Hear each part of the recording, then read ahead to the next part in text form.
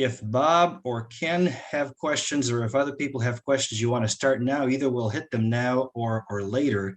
But a lot of us had never heard about the Future Directions Committee. You might tell us a little bit about how that got rolling and what some of the big outcomes were. And I know that you're going to touch on that to some extent in your slides, so avoid anything that you're going to repeat later. Sure.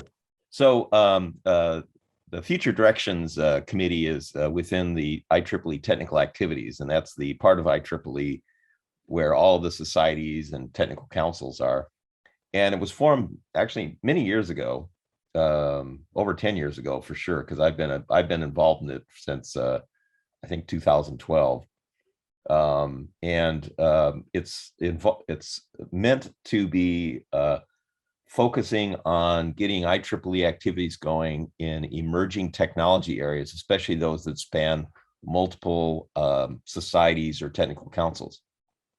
And that's included a number of things over the years it's been funded by both technical activities, and also there's been a lot of the funding has come from the IEEE New Initiatives Committee. And they've tackled a number of different things.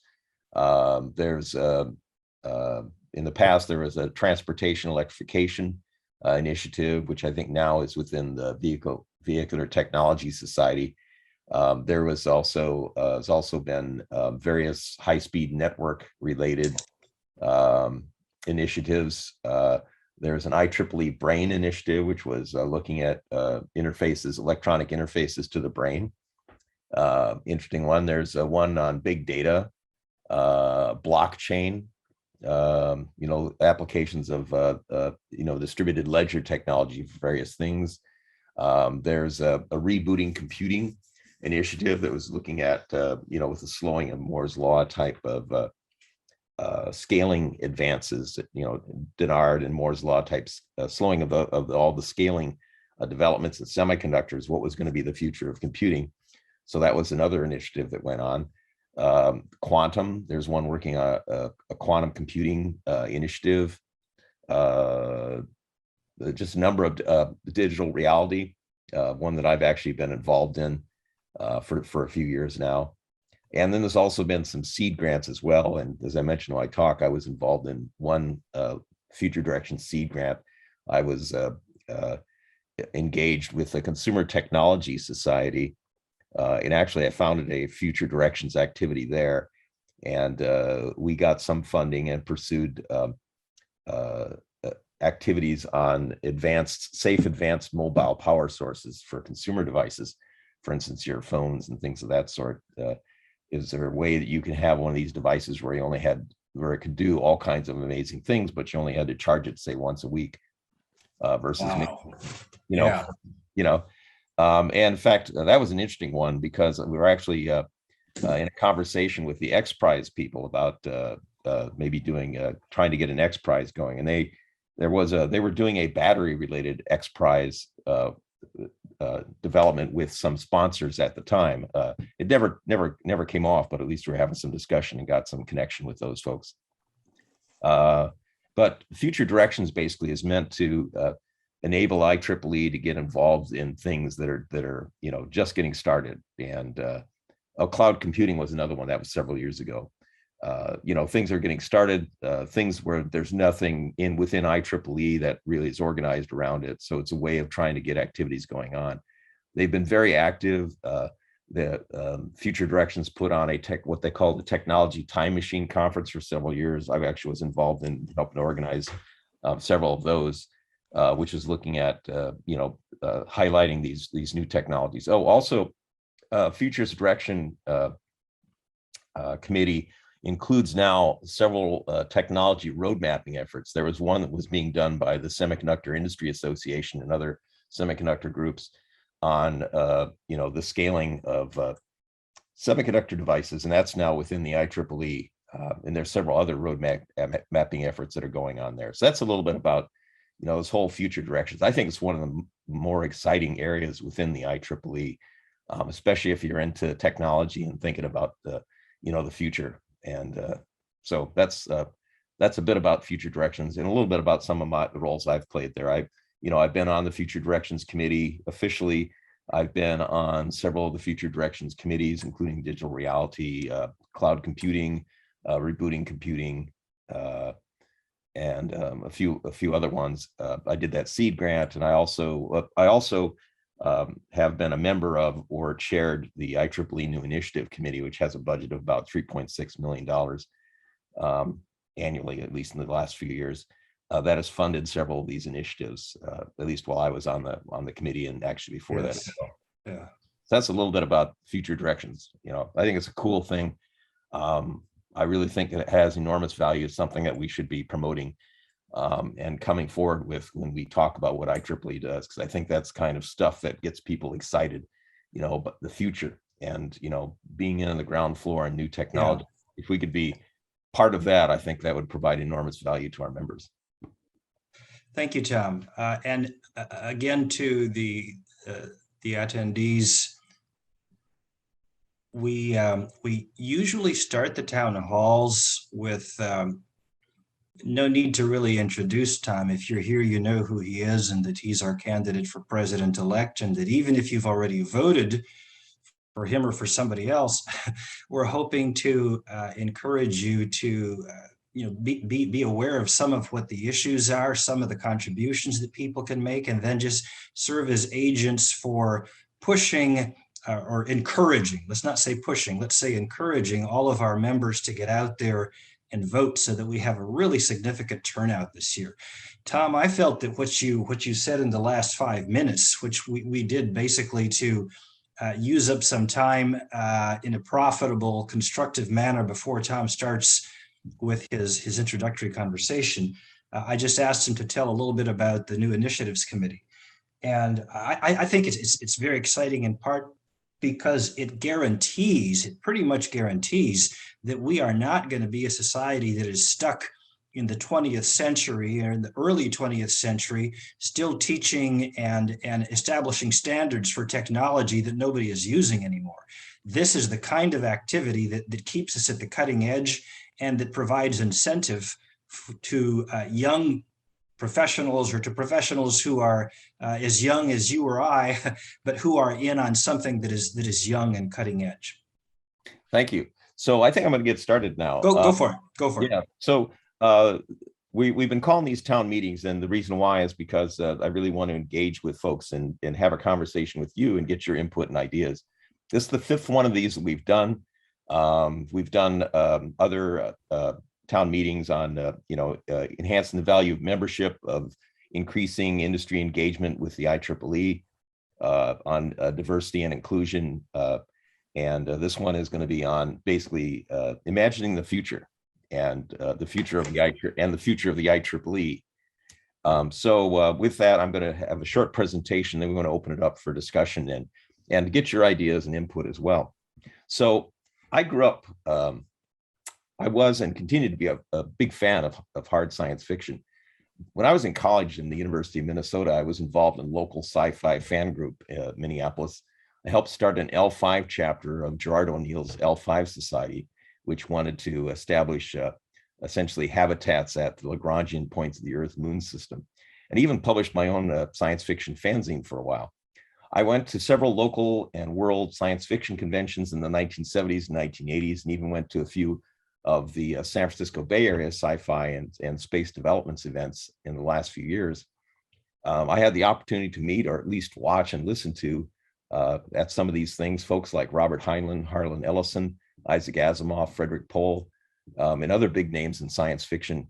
And these writers and the concepts they explored in their fiction were and continue to be a source of inspiration for me. The work of these and other science fiction authors inspired me to want to understand the physical sciences and to learn how to use natural laws and logic to make things. As a young man, I dreamed of going into outer space to explore new worlds, discover new things, develop extraterrestrial resources, and perhaps even discover new life, maybe even intelligent beings different from ourselves. In the 1960s and 1970s, humans were making their first incursions to near Earth orbit, exploring the planets, and even landing and exploring the moon. Unfortunately, the pace of development in outer space has slowed, and the dreams have become much less ambitious from the 1980s on, except for a few die-hard space enthusiasts who continue to develop concepts for going to and living in outer space until just a few years ago. Then came Richard Branson, Elon Musk, and Jeff Bezos, who have the dream and the money to support the development of private space programs. Thanks to the work of these people and those who never gave up on the promise of new worlds, there is a renewed spirit of adventure and physical exploration that could accomplish great things and even help alleviate some of the Earth's biggest problems and concerns, in my opinion. To remain relevant, IEEE needs to engage in the development of outer space and other great and inspiring dreams for how technology can benefit and advance mankind. With this, I wanted to get into what we discussed at the beginning here, which is the IEEE Future Directions Committee. It's within the IEEE Technical Activities Organizational Unit. This committee supports technical initiatives on emerging and important technological developments that span multiple IEEE societies and technical councils. The goal of the Future Directions Committee is to accelerate IEEE's engagement in the latest and most impactful emerging technology fields. The IEEE Future Directions Committee initiatives have been funded by technical activities in the IEEE New Initiatives Committee. These initiatives typically have a 3-year life from funding until the initiative becomes supported within IEEE technical activities or it's dissolved.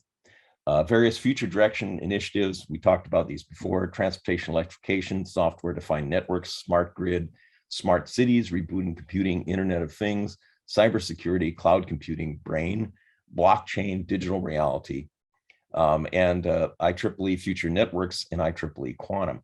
And there are generally 4 to 6 of these initiatives in existence at one time, again, going through their roughly 3-year lifespan. So I participated as a member of the Future Directions Committee, as I discussed earlier, and also have participated in IEEE Future Directions Committee initiatives of various sorts. Right now, I'm the one I've been mostly involved in is the digital reality one, which is working on mixed reality, virtual reality, and augmented reality. I chaired, as I mentioned before, Future Directions Committee's seed grant project and started a Future Directions activity within the IEEE Consumer Technology Society that went on for several years. And I've been also a member and a chair, as I mentioned before, of the IEEE New Initiatives Committee over this last 4 years, which has funded a number of these Future Directions activities. I believe that IEEE must engage in technologically important activities in the future to create the future, such as control and migration of mitigation of greenhouse gases and creating more efficient devices and systems to minimize our use of resources or more efficiently use our use of resources. I also think that IEEE should be involved in enabling technology that will allow humans to live and work in outer space and on other worlds. IEEE's engagement in the future of technology and technological applications will help us to be more relevant to IEEE's student and young professional members who will be working in the future, and also increases our engagement with industry. These are 2 very important goals that I would pursue as IEEE president and IEEE president-elect and IEEE president. So we all need dreams that inspire us to do more and to do better. Our dreams and aspirations give us hope and inspire our imaginations.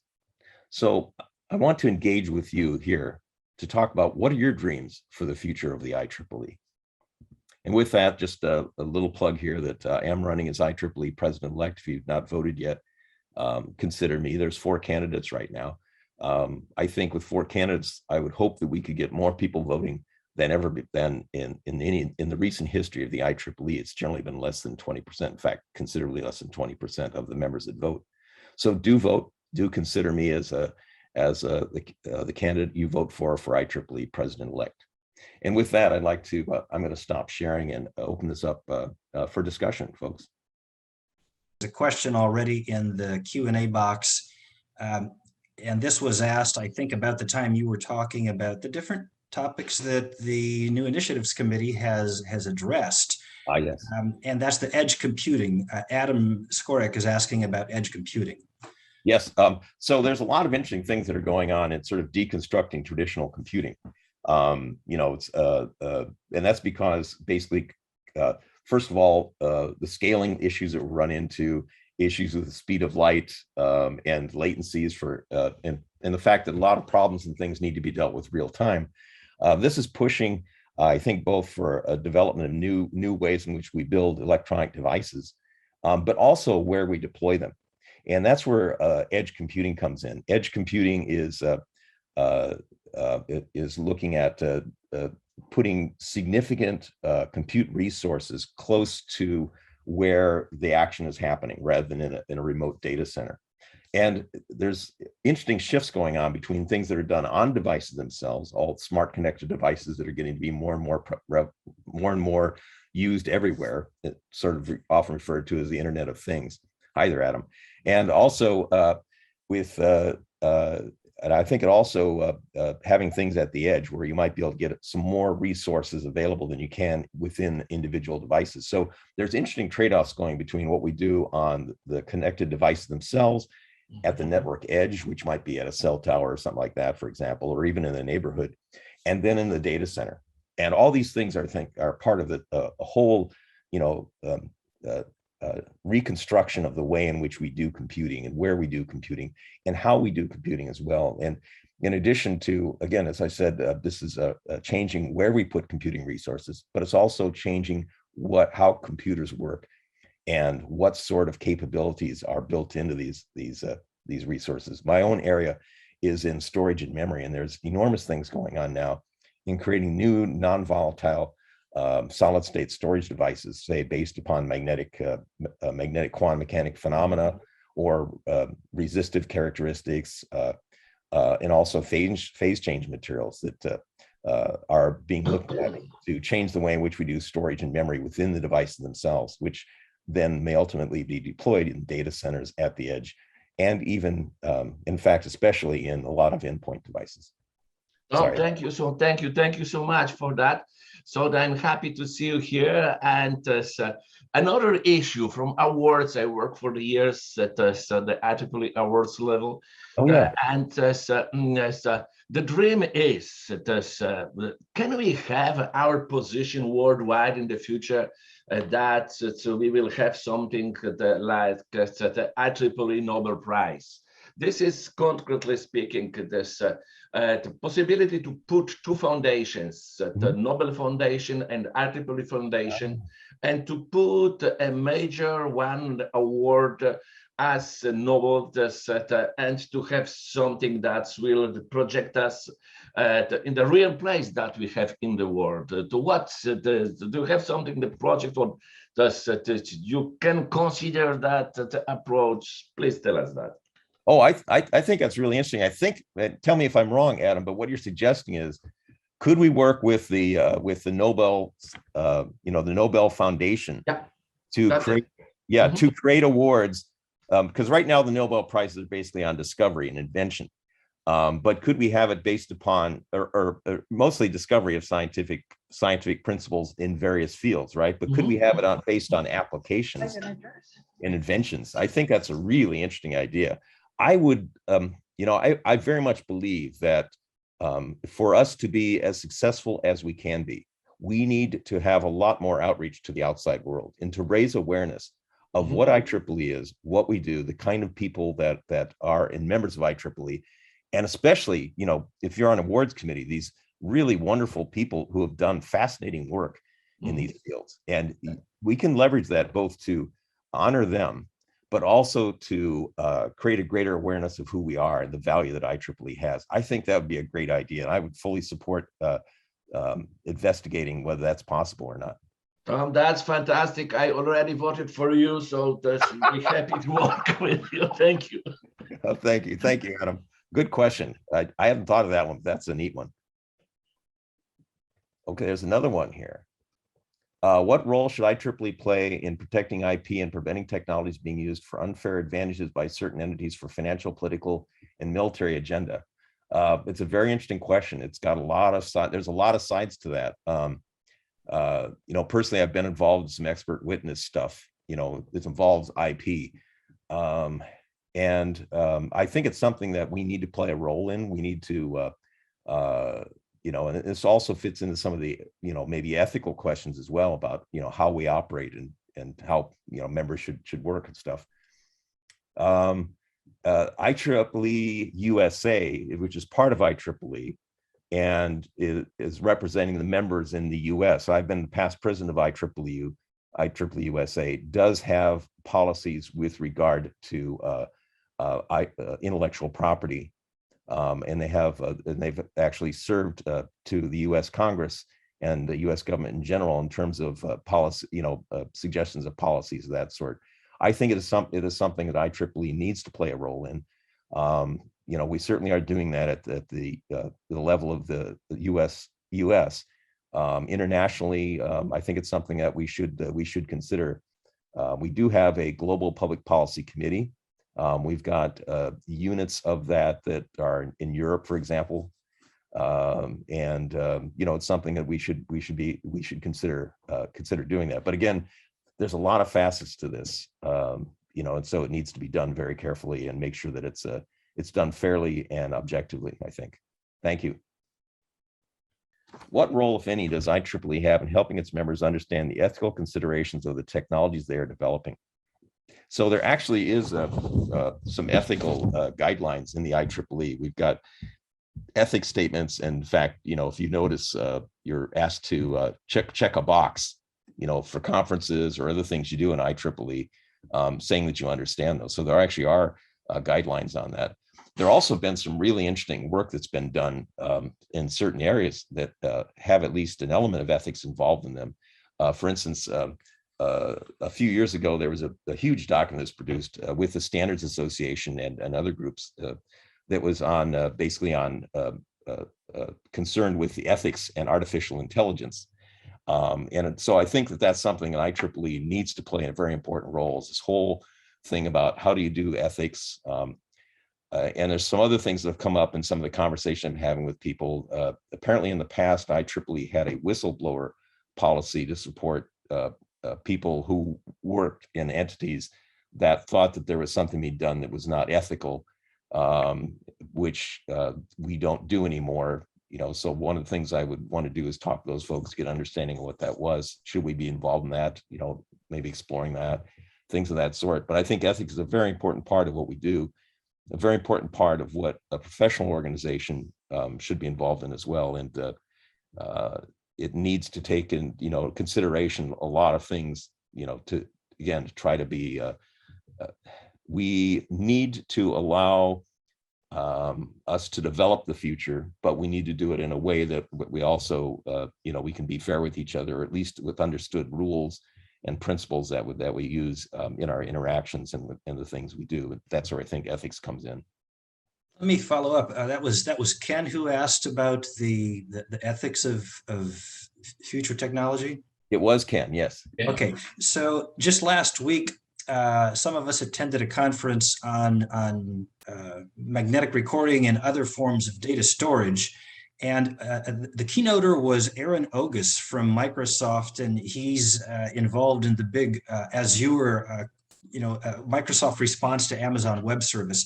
And he touched on the ethics of what they're doing, of cloud computing and cloud storage towards the end. And I wondered if you might want to comment on his remark. Basically, he mentioned the phrase about something to the effect that the pen is more powerful than a sword. And if a pen is more powerful than a sword, then artificial intelligence and cloud computing are more powerful than nuclear weapons. I think so. I like that concept. I think it draws out, first of all, the importance of knowledge and thought in the things we do, and all the technologies we create, are the product of those thoughts, those desires to understand, and then understand the world, and then understand the rules, and then use those rules to apply to get things done, and then dream about ways that we can connect those things together. I very much believe that thoughts, dreams, ambitions are, they can make up for lack of money. They can help to draw money in to get things done. They can, that those things are indeed the things that matter the most. And so in that sense, the pen, the word, the thought, the considered opinion, can have enormous impact, I think. And so I like those kind of concepts. And I haven't had, I registered for the conference, but I was traveling. I haven't had a chance to listen to it yet, Daniel, but I will take a look at that one when I get a chance. You'll appreciate that one. So yeah. Yeah. There was another interesting talk that actually was at the 2017 Sections Congress in Australia. That was by I think he was listed as the chief scientist for the Australian government. He was talking about artificial intelligence, and basically that implying that we should view artificial intelligence not as replacing us, but as augmenting us, and that we should make sure that we build artificial intelligence that is designed for humans, not against humans, essentially, and that we should not allow ourselves to be dumbed down, that we should take these as opportunities to become more of human. Machines don't have, the emotional side of them and the empathetic side of them that humans have. So, but humans and machines together, if we can combine that capability of computation and that ability to understand other people and to motivate and get things done, that we could become even more effective human beings than we are now. So I really like that thought, and I've actually quoted some of his things, in talks that I've given. Anyway, thanks. Oh, here's another question. How can I participate in IEEE Future Directions initiatives? So it is, IEEE Future Directions Initiative is open to any IEEE member. And if you'd like to get engaged, I'd be glad to help you to connect with the volunteers and the staff folks who are working that. Very interesting group of people. It's a lot of fun. I think if you're interested in getting engaged in any of these things, that you'd be very welcome into that community. So again, tom@tomcoughlin.com if you'd like to get an introduction.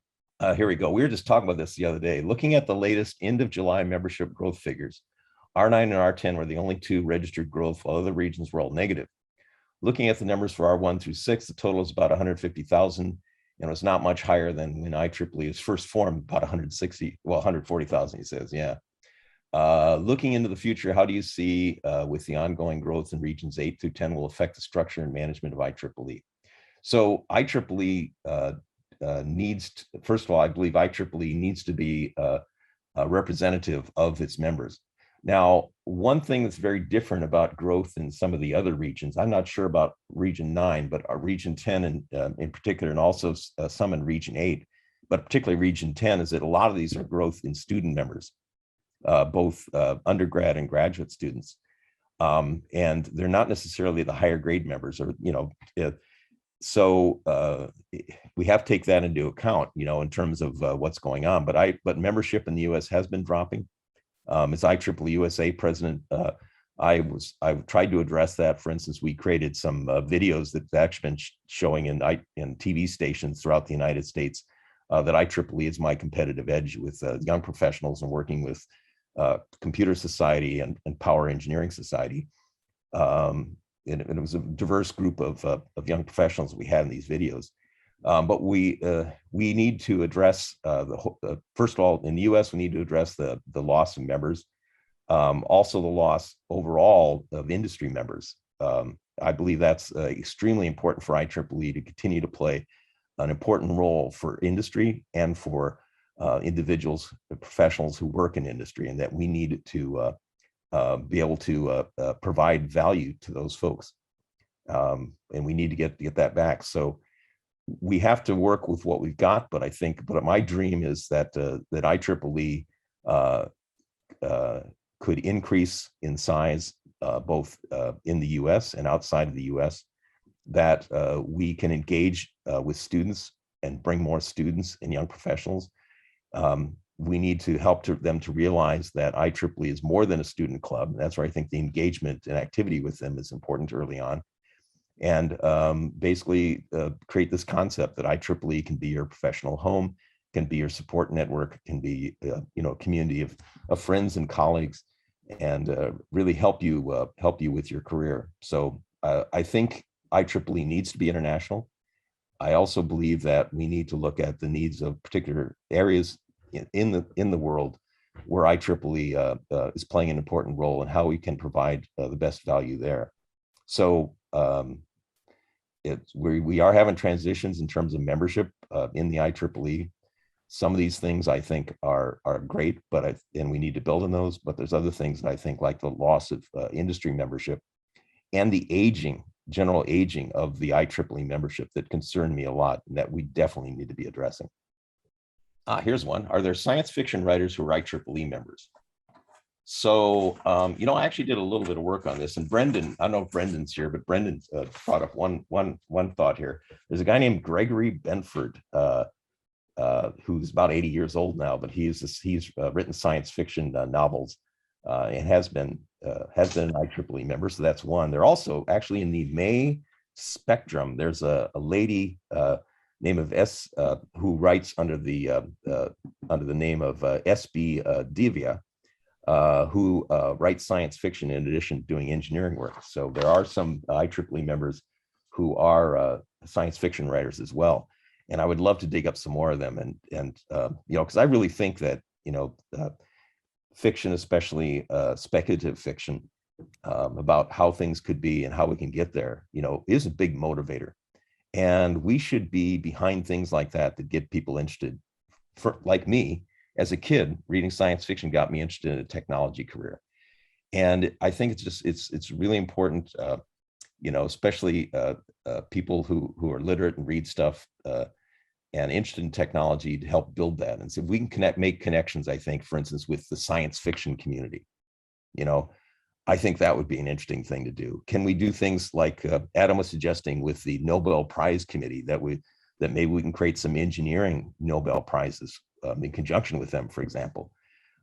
Things like this, I think that, first of all, get our name out in the public, but more importantly, get our name out in the public for the kind of things that IEEE should be doing and IEEE should be representing. The finest in technology and understanding, professional work, and engagement with the next generation, and encouraging them to become involved in technologists. We have enormous problems that are facing us here on Earth.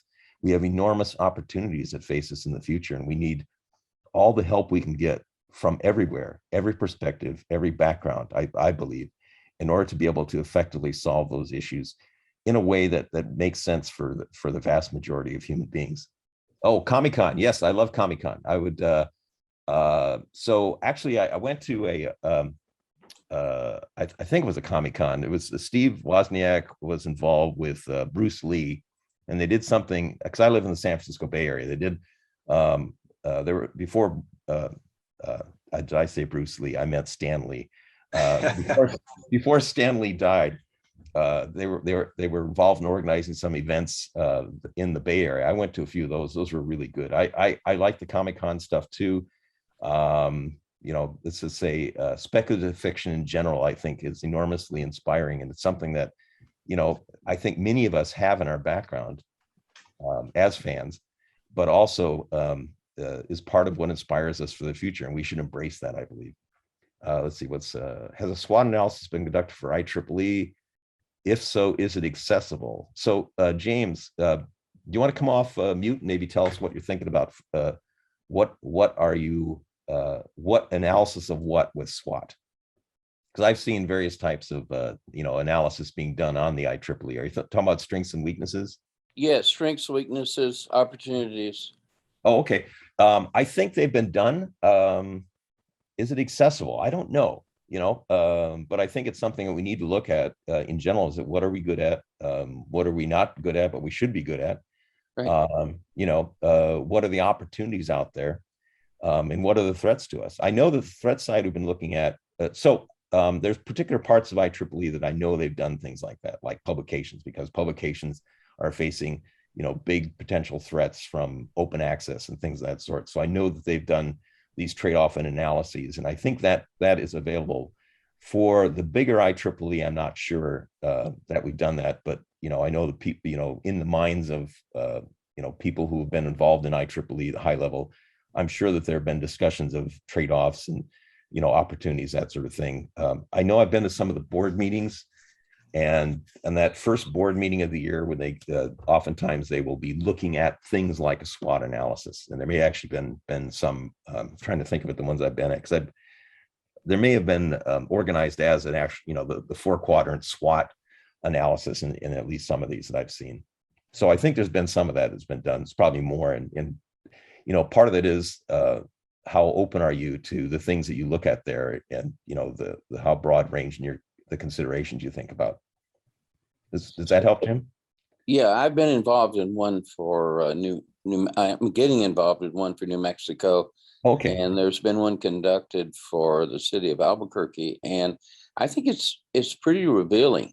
Mm-hmm. Yes, I think. Yeah, go ahead. Particularly if you publish it and then open it up for critique afterwards, and let people weigh in on it later. There's some interesting things come out. I agree with you. I think that we need to be open with ourselves, on and understand the issues and get different perspectives. And part of why I want to do these town meeting things is I learn stuff when I listen to folks bring up ideas and stuff I hadn't thought about. And I think it's very important that we do that. For instance, Adam's idea that doing something with the Nobel Committee, that'd be so cool. It might really raise our visibility and impact we've got. But I think that we need to do that kind of analysis. We need to make it visible to other people and invite their input. You never know where you're going to get a good idea from. Yeah, let me share a couple of experiences I had when I was a faculty member. I used a lot of IEEE publications for lectures, but now in retirement, I'm looking at, I'm much more interested in economic development. Mm-hmm. And what I'm finding is I don't use IEEE resources for anything anymore. Occasionally something in Spectrum, but mostly I use McKinsey and Company and CB Insights and publications like that about entrepreneurs and where entrepreneurs are growing. Mm-hmm. Also, city economic growth. Richard Florida, for example, who's with Bloomberg City effort. It occurs to me that we're missing an opportunity in IEEE that we have kind of allowed other organizations to take over the investment side of technology. And that's a big, big market. And there's people involved in that have very deep pockets. And I think there's opportunity there. I'd be interested in discussing that more with you, what you think those opportunities might be. They're probably going to be something where we can add value to the things that are being done now, by these communities. But for instance, I could see that things like future directions could have a really strong connection with entrepreneurship. And there, by the way, there's an entrepreneurship community within IEEE. If we were to do things right, maybe we could be leveraging, entrepreneurship, future directions and new technologies, and somehow feed that into and inform some of these like investment communities, for startups and things of that sort. I could see possibilities like that, Jim.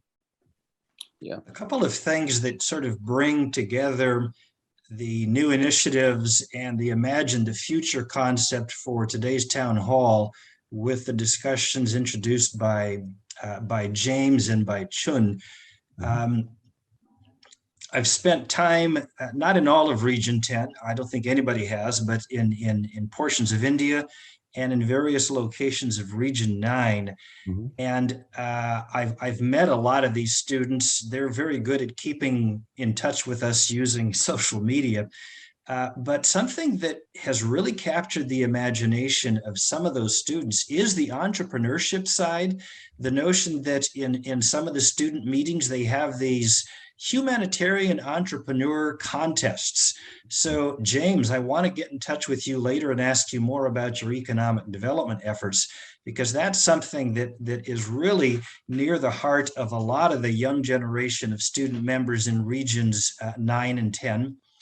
And I thought, Tom, that you might, if I lob this ball back into your court, if we were to look at some of the technologies that you list there as having been addressed by the in your, I've got a window here with your your blogs from your website, Mhm. but the technologies that have been looked into by the new initiatives committee, those all sound like they are themes that, along with economic development and coming up with ideas for startups for the young students, that showing them that IEEE cares about technologies that we won't live to enjoy, that they will develop.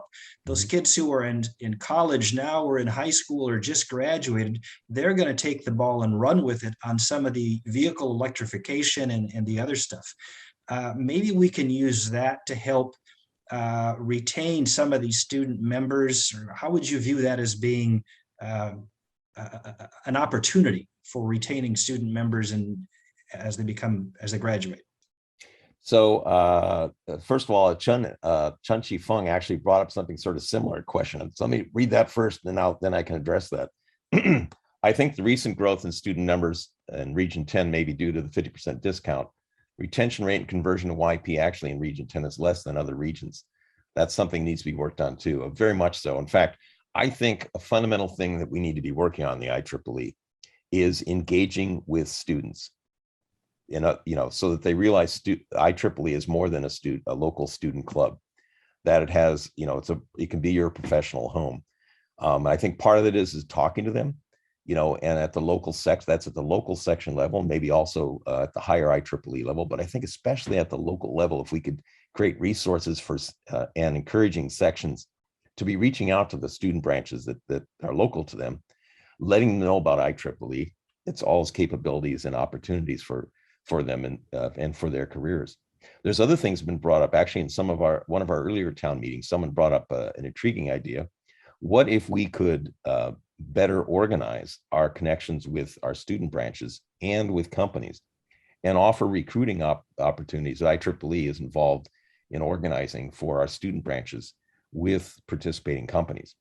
That would have value both for industry, help us to get that stronger connection with industry, but also create a direct value to those students of helping them land jobs, which I think then would lead to them seeing the value of IEEE and the resources it can provide. So ideas like that, I think, have a lot of capability. I think it's something that we really need to address. We need to bring more of those budding technologists and have them feel that IEEE is essential to their careers. We need to demonstrate that value to them. Maybe they're joining because they have a lower price, that's fine. But if you don't engage with them, if you don't get them to realize the greater value, they will not stay members, especially when they have to start paying, the full price of membership, or the higher grade membership anyway. I see, Tom, in the space of technology and its role on economic development. I mean, it's a really big deal. There's organizations like the World Economic Forum, the Fourth Industrial Revolution. Mm-hmm. Mm-hmm. And it seems to me like we're missing that. We're missing out on the rewards of that within IEEE. Mm-hmm. We should be participating in events like that, I believe, because technology is behind the generation of wealth. The biggest generation of wealth today is in technology, both in using things more effectively, creating new things that haven't existed before, creating new businesses that haven't existed before. A lot of it's based on technology. That's where value comes from. And it makes the things that we are involved in as technologists are the things that create not just a fixed pie that people slice up, but bigger pies. The generation of wealth is tied to technology. We should be engaged in as a participant, as appropriate, in some of those activities, I think. By the way, somebody brought up the song Imagine, which is that John Lennon song that they played at the 2020 Tokyo Olympics, which happened in 2021. And that is something I had in mind when I put that on there. I've always liked that song. So, and let's see, also, who is it? Oh, this is Adam again. Let's see, IEEE, and is it a Microsoft? Oh, Imagine Cup, Microsoft events. Interesting. I don't want to click on that right now, but you want to talk more on that, Adam? Yeah, I'm running. Guys, you can click on it, and I'm sharing with you why does the Microsoft the Imagine Cup. here I was a judge of that, designated by the IEEE in 2010. It is worldwide competitions, and it was exactly the place that we need to have together. That's the millions of students that are worldwide concerned by this competition. United Nations program and the goals are the main core of that. And as was done 2010, after the years, there is no sign that Imagine Cap and the IEEE work together. So I think in your program, that can be something absolutely amazing to have an impact for the young people and banking that inside. So I can tell you that's absolutely amazing. Yeah, I did click on your link and that looks pretty cool. It said 2 million plus student competitors. Sounds like a good pool to look for new members, right? Exactly. You have it up. Yeah, that's that suggestion. If you can the both the Nobel and this one, if you need some help, let me know, and that will be my pleasure to assist you. Oh, very interesting. If you've got connections there, that might be. And if I do get elected, love to chat with you more on you will. You will see. Now, another thing is, I had a kid who was in FIRST Robotics. And that really engages kids, actually gets people interested in technology, may not have been in technology before, nerdy kids, and they get involved in that. And I've seen, some people from my son's robotics team. One of them went to work for Google doing software at Google because he was writing software for the robot. We should be more engaged in things like that. My son's team actually made it to the world robotics. They're actually a pretty good team. They're from the middle of nowhere. And what was interesting about that is that they actually had exhibits from a number of professional engineering societies at the ones that I went to, but there was no IEEE exhibit there. So we should be thinking about, things that we could be doing at this thing you're talking about. I think we're talking about young, YPs and students there, but what can we do even at the younger level to engage with, first encourage technology, but also encourage those people who are getting into technology to consider the IEEE. I think we need to be looking at ways in which we can enhance that. I think that the robotics in the United States is a huge example of an opportunity that we're missing. I know parents whose kids are involved in robotics. It's a huge deal. They fill stadiums with competitors. But when I was in Region 9 at a big student meeting, all of the student chapters had robotics teams, and people were posting things, sharing about their participation in tournaments. So maybe if we put some of those activities that are taking place in other parts of the world on the cover of Spectrum to kind of rattle some cages here, I don't know. But yes, absolutely. Yeah, I think there's engaging with young folks. That's our future, and we really need to be doing a better job of that, or raising general awareness of IEEE, being the places that we ought to be. For instance, Jim, you bring up entrepreneurship, World Development Forum, things like this. We should be front and center in those things, and we should be engaged in honoring, as Adam suggested, honoring visionary engineers who've made enormous impacts on the world. That should be IEEE. That should be a big part of what we are. And working on these new technologies, we create the future. That should be a lot of what we're doing. Technology for the benefit of humanity. See, here's another one here. Oh, it's Ken. Okay. I think you're talking about robotics, Ken. This is I was just in the context of the robotic conversation. I was just thinking about how helpful it is to have leaders in the schools or whatever, and a lot of communities don't have the tech people to kind of help facilitate that. So getting out to those areas, and it seems like that is a great opportunity for IEEE volunteers. It is. And just going to some of those first robotics competitions, there were teams that were from kind of sketchy places, but it gives people technology and the ability to use your brain, to get your brain in your hands to get things done, gives people a path out of whatever hole they're stuck in their life, that you can raise yourself up by your knowledge and by your activities and by learning how to do things and how the world works. And I think it's an enormous opportunity for us to be part of that, because that's, we want to be representing the best in human intellect, the best in the application of that for accomplishing goals and creating new wealth, new opportunities with. And that's part of why I had this theme of thinking about the future of the IEEE here, is the dreams that are reflected, for instance, in science fiction stories of visions of the future. You know, it's like we should be part of that. We should be a major part in that conversation and thinking about that, you know, in terms of the things that we want to get done. What is the IEEE doing in topics such as sustainability and climate change? So they actually right now is an ad hoc committee across a bunch of IEEE organizational units that is working on sustainability. That's been talking about sustainability for the last year, actually 2 years now. And I've been on that committee representing IEEE USA. There's been a lot of interesting discussions on there of things we could be doing. I think, and some engagement with some of the UN development goals, things of that sort, but also various sorts of sort of ad hoc and grassroots activities on sustainability as well. I noticed there's been, you know, we also have a sustainability conference that was started in Region 6, for example. It's now been going on for several years.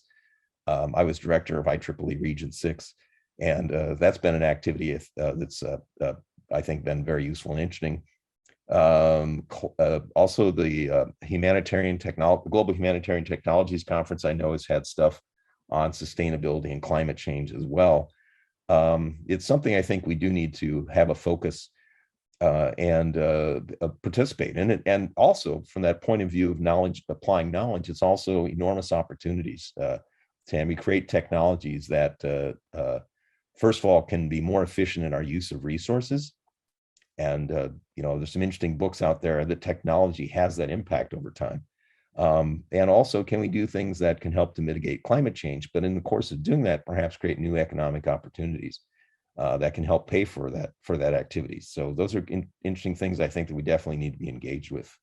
Tom, for what it's worth, there's funding available, not just for students, but for professional members through the Humanitarian Activities Committee. They're still called a Humanitarian Activities Committee, but every single proposal is screened for alignment with the UN's sustainability goals. Point. Yeah, SDGs. So if people have ideas, you know, check out and I can provide you with the links if you don't find them yourself, but there's seed funding out there for getting projects rolling. Mm-hmm. Oh, that's cool. Yeah, I'm sorry, I should have mentioned that as well. But the Humanitarian Activities Committee is definitely another group within IEEE that's engaged in this. So I actually wrote this question, but it's something I've been thinking about, and everyone has ideas. How can we get people like Elon Musk or CEOs of Microsoft or Apple or companies such as that, or even to participate more in IEEE, or in the sense more engaged with IEEE? How can we provide the value that they would see for them to, especially get these names? You know, like I say, if we get Elon Musk say something nice about IEEE, that'd be pretty cool. It's a thought I've had is, can we engage and get more of these people, who have been visionaries in getting technology, somehow get some more connection with these people? Something I would like to see us do. In a sense, Adam, this kind of feeds into this whole thing, of greater visibility, with a broader technology community, and what can we do to increase that visibility? So anybody has ideas on that or suggestions, very open to hearing that. Let's see, James Gover says, I think we need a SWOT analysis, strength, weaknesses, opportunities, and threats of each element of IEEE, chapter, societies, IEEE USA, et cetera, that leads to strategic plans for each entity. You like that tool? It can be a useful tool. I don't disagree with that. What could IEEE do to get engaged with space developments? I think that's a really interesting idea. Now, we do have some societies that have an element of aerospace connection. That might be one path towards doing that. Maybe we could get involved in some of these new space. There's a conference that was held in the Bay Area for a while called New Space, which is people who want to do things in outer space, develop outer space resources and stuff. Could we get more engaged with outfits like that? Actually, one of the things I think, if I did get to be IEEE president, is I'd love to use that as a bully pulpit to some extent, and like have an excuse to like go into these things maybe and talk to folks and see what we can do with those kind of things. All the different positions I've had in IEEE, I've always seen that as an opportunity of meeting new people and maybe making some connections, and can we use that then to, it helps me personally in my life, for future, but also can we use that in order to be able to increase IEEE's visibility and the things that we can be doing in our general impact. And that's one of the things I would not be afraid of pursuing. And that's part of the reason why I mentioned, can we get, connections with the, I don't know whether you can do it or not, but like an Elon Musk or a Bezos, or, some of these guys, just to find ways in which we might get connections. Maybe it's just even going to the events they go to and like just saying, hi, I'm involved in IEEE, I really like what you've been doing. IEEE, as you know, is the largest technical professional organization in the world. What can we be doing to help to create the future with you? Things of that sort. Well, Bezos is a double E. Is he a member of IEEE though? I don't think so, probably, but he is a double E, Princeton. Okay. Well, that might be, he may be a good target then. Yeah, I like that. Okay. I think Musk is an Emmy, right? I believe he is, but I'm not quite sure. But obviously all these guys are, they're not just defined by a particular, discipline. These guys are pretty multidisciplinary folks, and they're doing absolutely big projects that involve enormous amount of technologies together, and above all, with 4 candidates running for IEEE president-elect, I would love to see us get more people voting than have voted in the recent history of the IEEE in general, and that in itself would be a win for IEEE. People to get engaged in thinking about our future and about the people that they want to be leading of the organization. So, I encourage you to get a hold of your friends and have them look at the candidates, your IEEE friends, look at the candidates and make a decision and vote. Voting is important. It's we're voting for the people that help create the future of the IEEE. So with that, Daniel, thank you, and thanks, Ken, for moderating, being the panelists on this on the event. And thanks for everyone for joining us here today for our 5th town meeting. I think Ken, we've recorded this, right? Didn't we? Yes, it's recording. Okay, so we can make it available later on. I guess we didn't ask people if that's okay, but I think they had to say it's okay. I think they clicked on something as they signed in. Yeah. All right. Well, thanks everyone for joining us here today. Enjoyed talking with you. Great questions, ideas, and opportunities that have been brought up. If you have any more, be sure to get a hold of me at tom@tomcoughlin.com. And Paul,